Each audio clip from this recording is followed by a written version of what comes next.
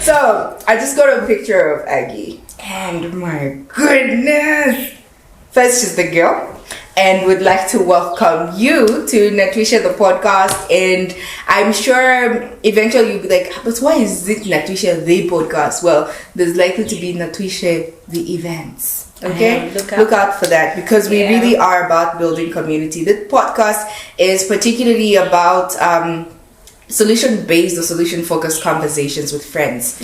So what is it? Let's talk about it. Let's come up with some solutions. And we like living life and doing life with you in the comment section. Let's build a community. My name is Niza Piri. And I'm Agnes Bisa, Mrs B, aka the modern Chimbosa. I will stop saying aka eventually. Maybe we should just stop saying Agnes Bisa. We should just say Mrs. B, the modern day Chimbosa. I think I like that. You're welcome. Yeah, thanks, babe. You're welcome. She figures things out for me, guys. So, Mrs. B, life for us. the modern day Chimbosa. Yeah. I think the Agnes, it's there, we know it, but we'll stick with that. And it's not, like there are times when it almost feels as though you're trying to push a brand, but this is not what we're trying to do, but rather we are trying to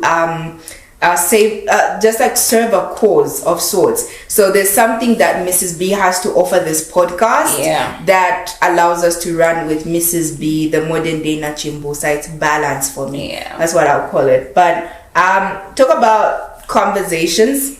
Jeez, today, guys, we did talk about things, okay? This one, let me even get comfortable, babe.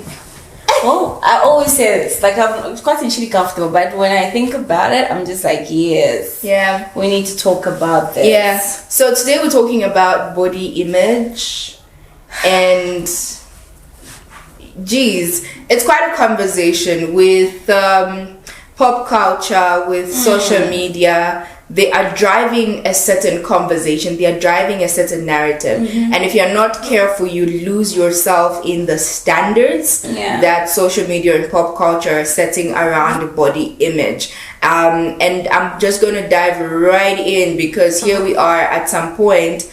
The idea is big bum, big boobs, big body, tight waist, and then all of a sudden it's really skinny, bony, cheek bones, like all that, and everybody's going that direction. So your waist trainers were created because of that narrative, and all of a sudden you wake up and Rihanna has like this bad body. I know, right? Listen, I'm that, like me, like no matter what remedies I'm on for weight loss and everything, I'm just like, I'm a thick woman. I know. It is what it is. It's gonna be what it is. So there's all that. We see it on social media, right? And so even as I sit here and I'm saying I'm a thick woman, it is what it is. What's driving that? So we're gonna talk about body image, and we're gonna start with the challenges that we've had around our body images and how we have evolved in it.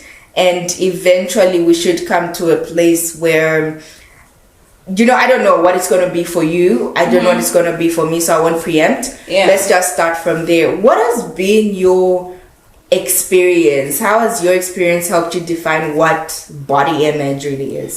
Where do you even start from? We have... I was going to say we have it there. Then I was like, oh, Trevor. No, we don't. Friend, where to start from?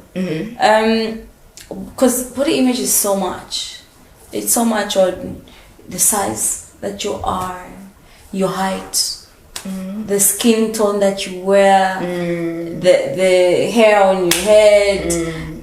It's so much, and people, it's either you're comfortable in your height, you are not comfortable. You're comfortable with your size. But you're not comfortable with your skin tone. You're comfortable with your skin tone, but it's like there are few people, exceptional people, who may have the right proportions and the right, what would consider correct body image that the media, like you said, portrays, which even for themselves, they might have certain things that they're not even happy about. Always. Because you might be thinking, oh my gosh, she's got a perfect waist, perfect boobs, perfect ass, and then someone is thinking my boobs are too big.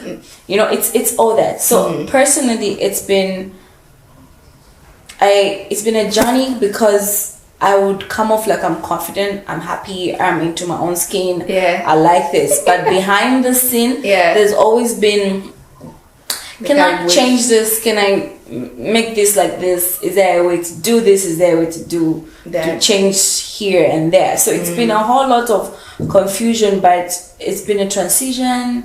Adolescent, growing up, wakula, you start accepting certain things like it is what it is.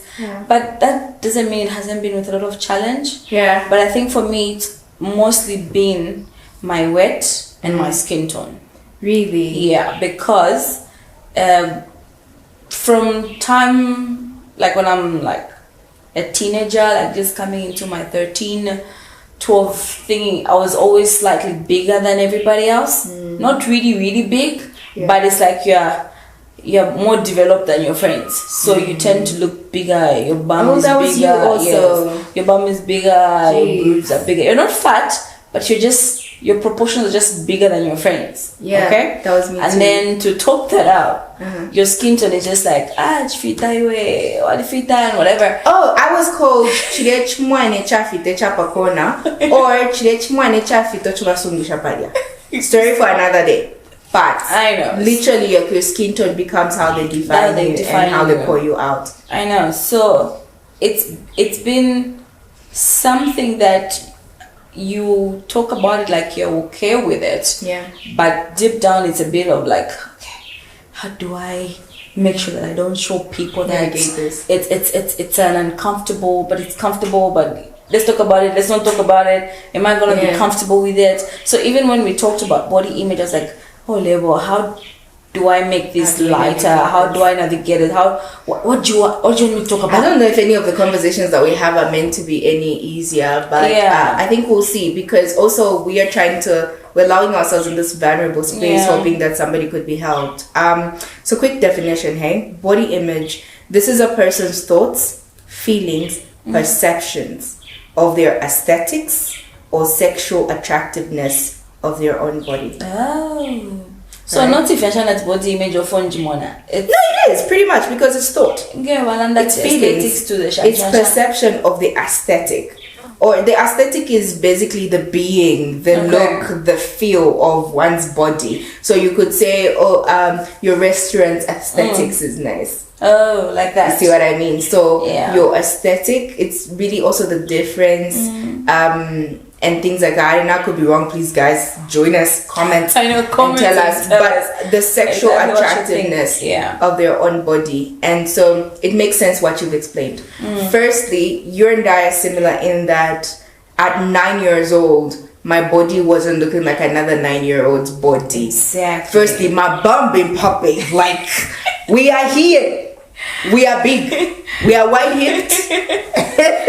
And because maybe at the time we were being children, that wasn't like the most normal thing to see. So it's kind of like, hey. Nowadays, it's like, and I don't know, they actually called us like, my aunt would make jokes like, when I fit the or when I GMO. Yes. That's true. Because my body wasn't, and I remember being first to come of age among my friends, and also, you're right? And most of my friends were even like 3 years older than me. The youngest of my friends, like, towards me was a year older than me. But my body wasn't like the normal. So you're 9 years old, you want to play game in the streets, and you want to tuck in your skirt in your underwear, and some older person just comes and you're like, excuse you, I'm a baby. I'm a baby. I know. Right? I know. So that was my experience. But also prior to being 9 years old, I remember thinking having boobs was attractive because I'd look at everybody who was much older than me, and my mom's family are heavy busted. And that sounded wrong, but busted. And I always wanted that. I always wanted that. So early stages, I could have been 8 or 7. I don't know if you ever did this. Don't judge me.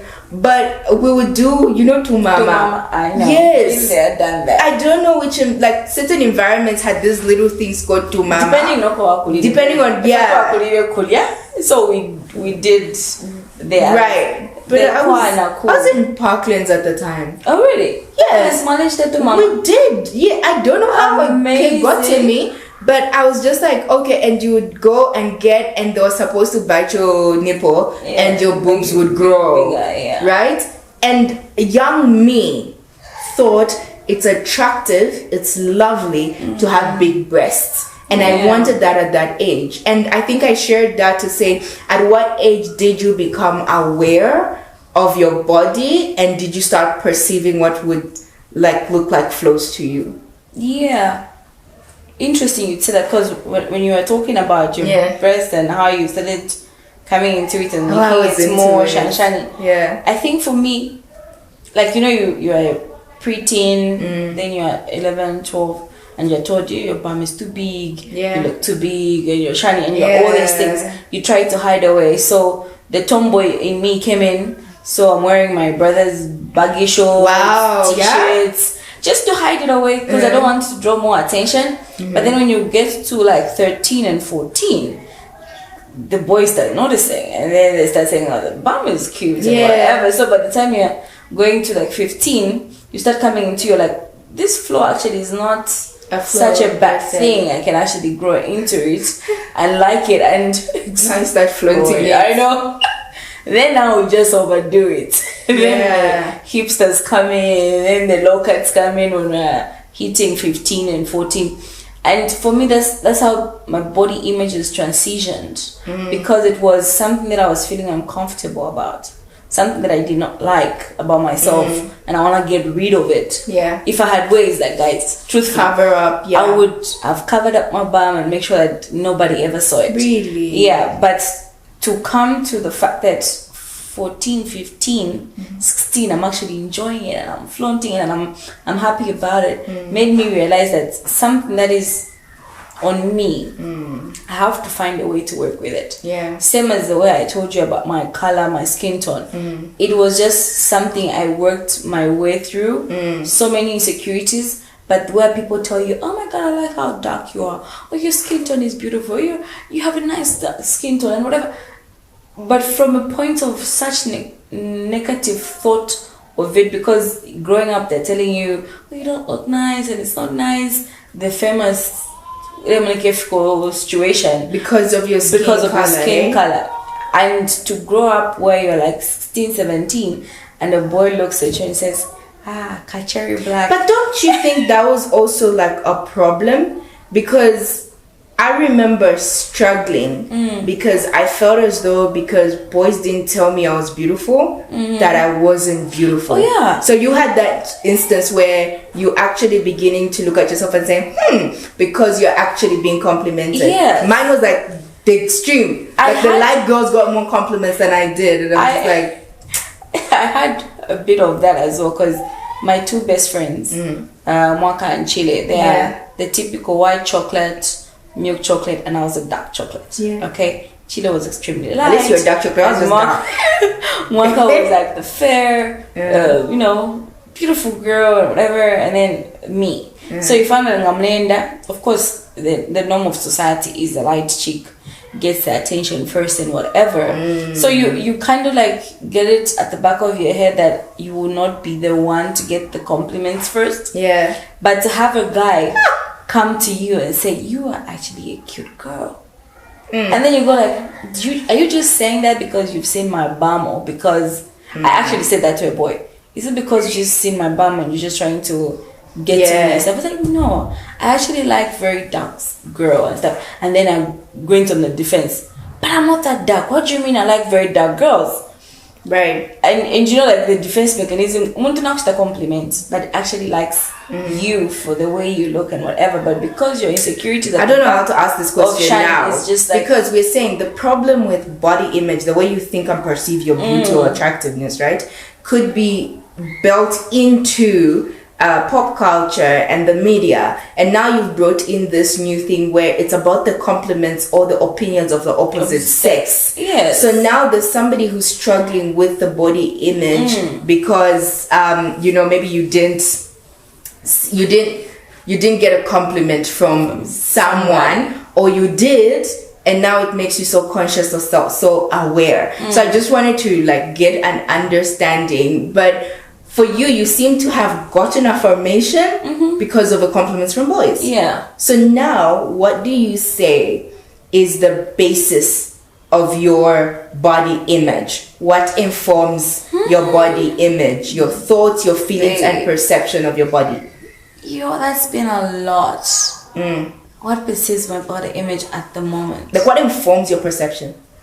I think, not to lie or not to take away with anything, I think it's the same what you said, the compliments, the affirmations from people. That's what has helped. Because to be honest, to be truthfully honest with you, of course, in Zambia, we don't have like where you can do surgery, butt reduction or whatever these things. Maybe now they're coming on where you can do like boobs enhancements and back reduction.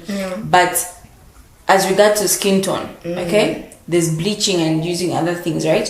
But honestly, if I did not get affirmations and compliments from people how much they liked my skin tone, to be honest, I honestly would have bleached my skin, right? Because I'm coming from a point where I'm very self-conscious, even the way I maintain my dark skin to look. Agreed. You spend so much money on skincare. Yes, and I was explaining to Trevor that having to spend time on in the beauty industry where I was trained as a skincare consultant and beauty consultant, I learned that just because I'm dark-skinned doesn't mean I don't have to take care of my skin. So I went on overdrive, like literally coming from the perception of your beauty and whatever, right? So like you're saying, I spend so much time on what cleanser am I using. I need a skin tone like this, and I need a scrub, because even if it's dark, it has to look a certain type of way so that I get the compliments from people. Right. Whereby I meet you,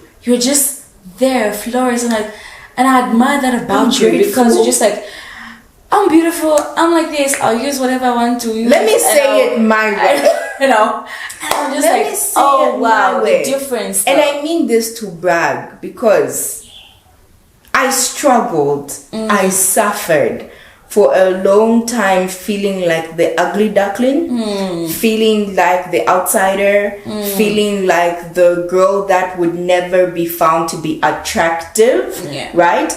And I remember for a very long time, I pushed the intelligent, go-getter, independent woman narrative. Like, let any brother's attention be on my intellect, on my hard work, on my excellence, versus on my exterior, right? True. But this one day, and I always share this story because it was after a shower, and I was using one of those bathrooms with like a mirror, a big mirror. Fam, if you can't stand in front of a mirror when you're naked and look at yourself and smile and just appreciate your curves, your edges, the wrinkles, every part of you that you think ugly and that you think beautiful, there's a problem.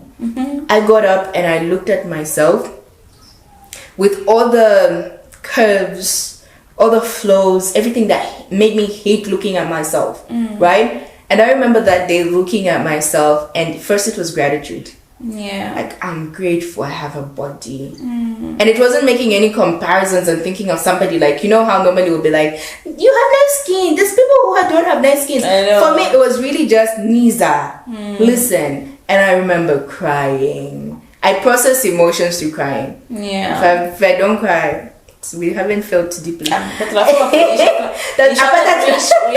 reached there. But I remember looking at myself and just crying, right? Just crying. Was I trying to change anything about me? Not at all. But it was just the awareness that, listen, you are just as beautiful as the next person, and you can be okay in your skin. You can try and be healthy. You can try and work out. At the time, I played basketball actively. And that was the moment that just, I can't explain that experience, and I just wish it for any other person. Like, may you come to that realization.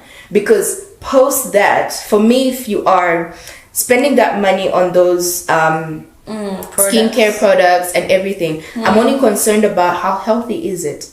And how sustainable is it? How sustainable is it? Is it to change something, or is it to maintain something? To maintain something. Is it, you know? And so these are the conversations that I tend to have, because ever since then, I like to say, I'll be 90 kgs. I'll be 60 kgs and 55 kgs. I'm still that girl who looks at myself in the mirror and I'm like, You're the girl. No. Excuse me. What? Like, and it's life. A golden nugget right here. Yeah. Right? Because it's not about the weight. It's not about, and I'm grateful that, yes, Niza, my parents did the thing when they were picking each other and they gave me good skin. I'm grateful. And I have a great body, I believe so. But I have found me within me. And so even when you're looking, I've gone shopping for products and I'm just staring like, why? I go to the supermarket and if there's a man's lotion on sale, that's what I'm buying. She feels disturbed by it. I use men's body lotion. I use men's shower gel, because I never had to worry or About to maintaining be a certain standard and at that first I people felt see maybe you I'm as. being in denial, maybe there's something I'm doing this to cover up, but I've had to sit down with myself and just say, what's wrong? Is your skin moisturized? Yes. Does that moisturize your skin? Yes. Fine. So now you are coming from a background of knowledge, the knowledge of how cosmetics work, the knowledge of what. So there's pop culture, there's the media, pop culture being one. Then there is you receiving compliments. Then there's you being knowledgeable about skin, about myself. That's a lot. It's a lot, and like I told you, like I'm just like, oh, should we do this? But it's not that it's uncomfortable or it makes me go beyond my ways and means. I have found ways to manage it. I've found ways to not be depressed in it, or if I don't have all the products that I need, or I'm pregnant and sorry, wait. Did it ever depress you? No. Okay. Maybe no. Let me think. Now that I'm older, no. But I think maybe but teenage age. Yeah. Maybe yes, because I wanted that product and I can't have it to get to this point, or to have my skin at this point, and I can't have it because I can't afford it. Then I'm just like, I'm dark and I don't have money. It's depressing, right. And I can't maintain this. Not the way of like you're flawless and you leave it just like that. Yeah, it was that. But I think now, even if I don't have a product, I think I have a way of managing it. Yeah, because I noticed that no matter how much I can maintain it, love, there's pregnancy, there's hormones, there's things that can just mess you up and mess up everybody. But how do you navigate also now your perception even of your body after 3 babies? Hey, baby, tell us. I'm sorry, I'm pushing buttons. But because I think you talked about your teen years. Yes, I think Trevor would show our younger pictures or my younger pictures. We post then and now. Yeah, I'll give him and I'll show him. It will show, and it's so different.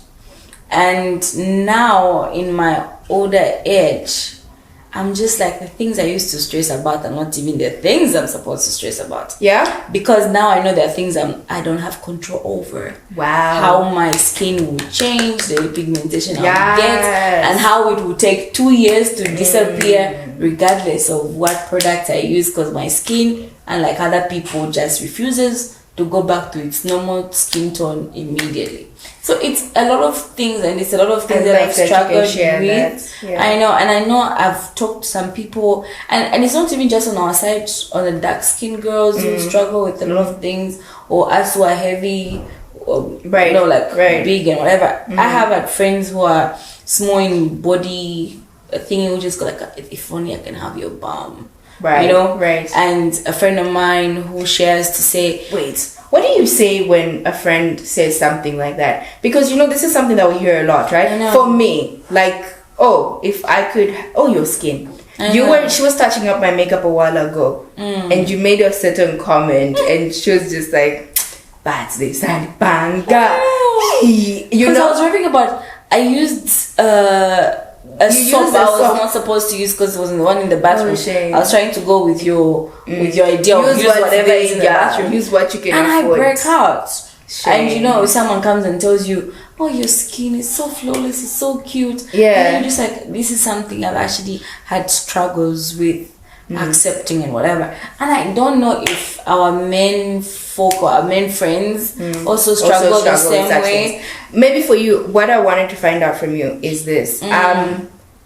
When someone says they want something that they think Or you like have, and yeah, they don't so have. if somebody says, I wish I could have your body, maybe because they're on the smaller end, because this is also something who might be petite, Yeah. and who somebody would say, maybe someone who's big like us, and be like, oh, I wish I could be small like you. How do you respond?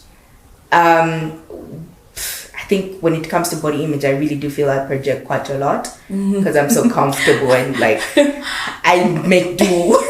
But how do you respond? For me, I try to be so sensitive because I know how even the smallest of comments can throw you off. So I try to be as sensitive as I can. So if someone tells me, oh, I wish I had your bum and whatever, I try to comfort them, and everybody comes in the size that they're supposed to be.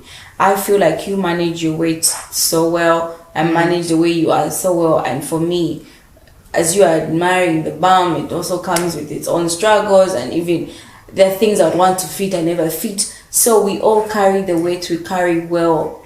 You know, something like that. It's never a perfect answer, but I just feel like I try to make a person say, carry what you have and who you are and your body so well that the other factor you can kumbo and just go like, oh, she's nice, and just leave it there, because it can be you. You can't own it. And I know now people can adjust and put and remove things. They can put hips, they can shrink the stomach.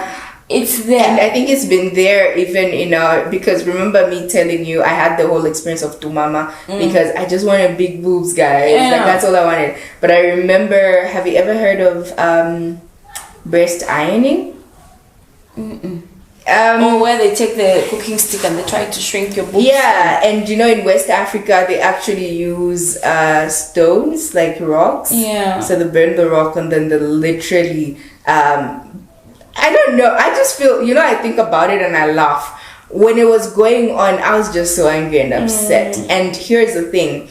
This was being done by women who, like I said, are heavy on the bust. And seeing me at 8-7 years old, see my breast start developing, for them it was just an alarm. Yeah. Like we can't afford shrink the back. next, you know, the boys would be looking at yeah, and there are people who, when I say this, they are so upset, like, they did that to you. But I'm just like, I still have the image of these women's breasts. Like I can still remember the breast that breastfed me and raised me. And I understand why that was their concern and they wanted to do that. Would I do that to my child? I doubt it. I would never. But that's what they thought right at the time. And having experienced that, there are a lot of people who are now going through these changes. Remember we talked about small waists. Why do we want small waists? Why are we chalking our mid-core just so we could have a certain look, right? Every time you're doing your workout, there are a lot of people who don't know what upper body workout is. They only know how lower body. Do your squats, ladies, do your squat. Dude, why are you doing squats every day? You know, because we are always trying to change. So remember we talked about cosmetics for your skin, but there are also body part changes that we're going through. Either it's cosmetic changes, or it's really like exercise and work, fat, muscle growth and thing. These are happening around us. What do you think we can do to get to a place where we are comfortable? And I'm not saying you have this figured out or anything, but I was even about to say like how do you think you can navigate it to even get to a place here where now, comfortable? I still have sitting, you know, like there's nothing I can do about it, moving on and whatever. But I feel like as complex as it can be is as simple as it is. Like NaTwishe, let's talk about it. It's not that deep. It might seem like it's a lot when you say body image and whatever. Can you change it? Can I not change it and whatever? But the fact is, the core of who you are still remains. However you might change, you know what I mean? you can bleach, you can adjust your boobs, you can adjust your waist, but the core person of you still remains. Yeah. So it's about accepting to say, okay, is this what it is? Can I change it, or can I continue with this and be okay with it? Yeah. I'm not one to say don't change or don't work on it or don't pursue. You actually the body say like, image. get the money, go change Go for it, go do it.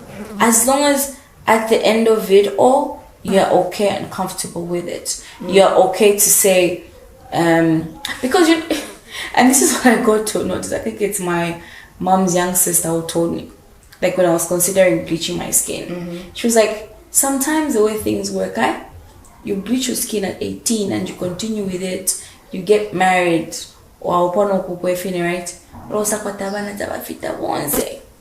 Are you also going to bleach their skin as well? Wow. You get what I mean? You can change that, but the inner core of you remains. Or you say initially, for queen, and let me go and reduce myself or go on a diet, and then because it's in you, it's a lot of things. So at the end of the day, it's about what will make me be comfortable and be happy and be content, and not come and look back and say, was that decision that I made the right decision? Because we're always growing and transitioning to different levels in life. How you feel at 7 is not the same way you feel at 14. Yeah. It's not the same way you feel at, what's the other stage? 14. Oh, so then you get to 21. 21. Yeah. 21 is not the way you're going to feel at 28. 28 is not the way you're going to feel at 37. Okay, so preach about it, man. Preach about it. However you feel, because like you're saying, my transition to having a baby now, my body image, the way I see myself, I had to accept that I'm no longer the young girl who didn't have kids. I have to accept that I'm now a mom. And as a mom, I can work and be healthy and just consider myself as like I'm a mom of 3, and I can maintain to be sexy with a little pouchy over my stomach. Aww. And it's okay, so because cute. This is what brought the 3 kids in. So now this is the evidence. Like our bodies are evidence of what we've been and through. It's changing. So now imagine if I carried all those insecurities, and then they're piling on, then the giving birth comes in, and I would be depressed, honestly. But it's been comfortable, and I know people say this a lot, being comfortable with your own skin, but at the end of the day, you go ahead and do so many things. If it's comfortability, like the way you're saying, we're both that, right? But my comfortability is use as many products as I can to maintain my skin tone, and I'm not going to do what you do just because when I do what I do doesn't make me comfortable. No. Right. You get what I mean? Right. It's what makes me feel. It's what makes me feel content. It's what makes me feel happy. And have and I think that's image. Why because I understand my own story of how I've navigated my image of self. I do. I'm proud of where I am, that I can look at myself in the mirror and just be, you're an attractive young woman. And whether it's 90 kgs or whatever, I just try to maintain my body mass index more often. But it's also not being able to judge others and just say, what makes you happy? Is it sustainable? The minute it becomes unsustainable, the minute you have to break your bank account, the minute you can't even show up in certain spaces because I feel, there was a time, guys, we are not appearing without makeup. That's everywhere. you know what I mean? Sorry, but that's not sustainable. If whatever your image of self takes you away from functioning as a normal human being in setups, then there's a problem. So we need to start addressing the limiting beliefs around whatever your body image is. We need to start addressing the experiences that have provoked that image or that perception or that feeling. You see what I mean? And now we literally have to go, whether it's counseling or therapy, around what are these feelings? Why are you hating yourself? Who told you? Who set the standard for you? I've had to learn to set my own standard of what beauty is. Just when we were saying that, I was like, oh my God, so long it was at the approval of the opposite sex.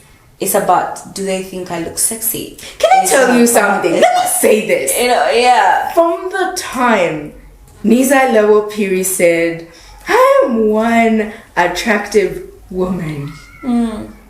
Firstly, I've noticed the confidence with which I move. Yeah. I've noticed the confidence with which I speak. And even when I'm being pursued and when I get a compliment, there's a way the compliments come. Yeah. There's a reaction I have towards those compliments. Because in me accepting myself and loving myself and being okay within my skin, there's a receptiveness in my spirit.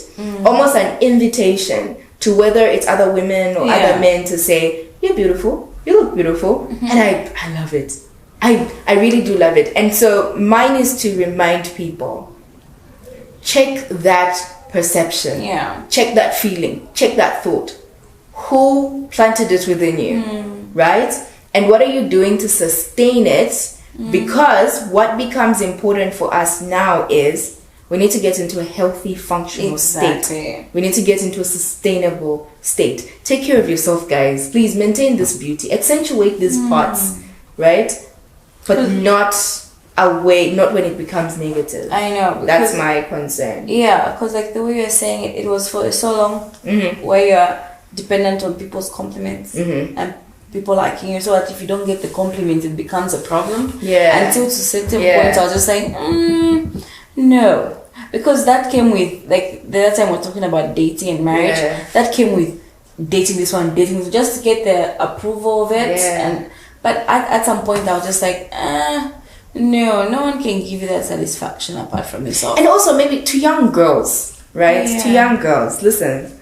And a mature man. No, not young girls. Okay. A mature man will know that bodies change. Bodies change. I know. And so forget about that immature human being called a man who's making your body feel a certain way because of a body he saw on YouTube or a body he saw on Facebook. Guys. You are a real human being who goes through changes. Filter or no filters. Take care of yourself. But I think for me it's just fam. I know we're gonna have to like eventually now talk about maybe this could translate into an actual event. I know. I think about body image. I think we should invite a guest and just see a different perspective, because I think we've spoken more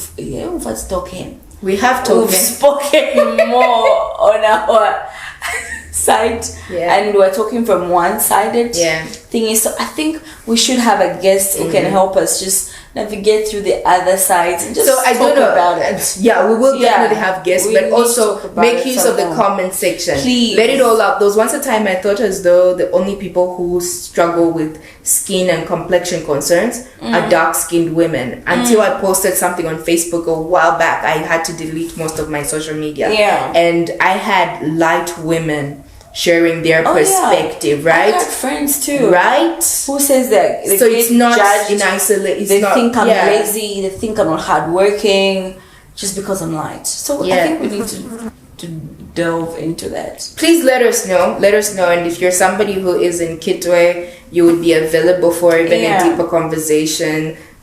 Would like to hear you out. This is not conclusive at all, but in our sharing here and there, and thank you for being so vulnerable here. I feel like you are one beautiful woman.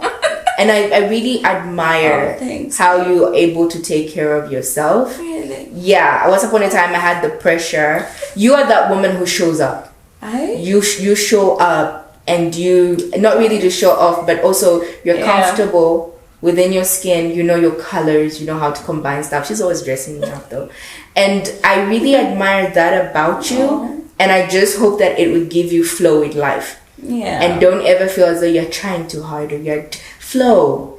You know what you know. You have beautiful skin. Flow. We'll go with it. You have beautiful skin. I appreciate that. You have 3 beautiful babies. I don't think I'm done. You have 3 beautiful. You have 3 beautiful. I like it. Actually, carry on. You have 3 beautiful babies, and your body is the evidence of survival of how you've gifted this world. And I really wouldn't want you to then look at your body in any particular way, but it's gifted us. Guys, I miss my size 10. Anyway, that's a story for another day, but thanks, babe. I appreciate that. You're welcome. A lot. How are we wrapping up? What do you want to tell people who may struggle with body image issues? It gets better. Ooh. It gets better. I'm all for that. It's just better. work with what you have at that particular time and age, then eventually it gets better. It gets better. It does. You have an understanding of it. Wow. Yeah. Just a wow. Well, thank you so much for actually making time to stream this, to be with us. I am so glad that we can be vulnerable with you. This one, yes, we can. We really can. Yeah. So let's not end it right here. These are Niza and Mrs. B's ideas. We want to know what your ideas, what your experiences are. And it's okay to disagree. It's okay to agree. But what we believe in here is just faith and love, respectfulness. So while you're sharing your ideas, let's just observe that. But do subscribe online on YouTube, on Google Podcasts, on Apple Podcasts. Go to Anchor FM and please follow us on Facebook and on Instagram. We'll have all those details popping up throughout the show because we can't wait to hear from you. All right. Until next time. See you, Would it be Christmas? Yeah, I think so. We're back. Bye. Bye.